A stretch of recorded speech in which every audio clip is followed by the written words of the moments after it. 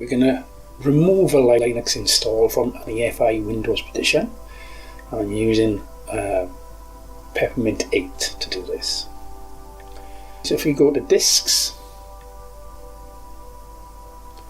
we look at our partitions.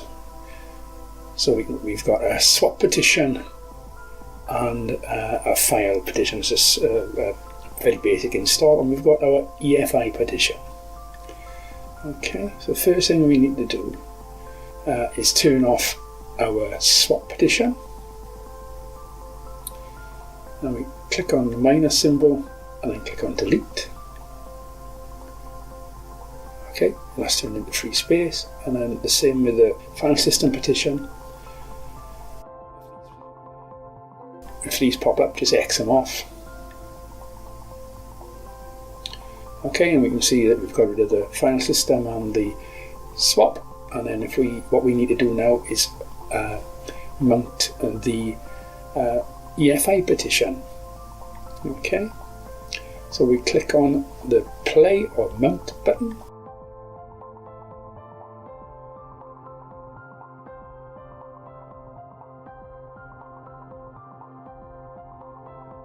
Then we open our file manager.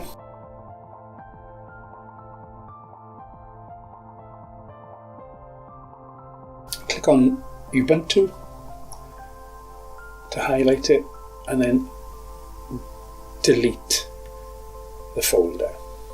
Okay, that's all you need to do. X that off, and then unmount the EFI partition.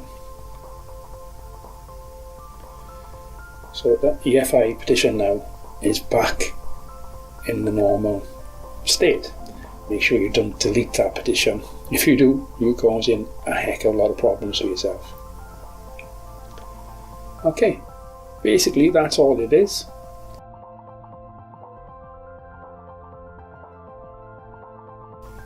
When you boot up your Windows machine, Windows will start normally and you won't have any Linux on there at all.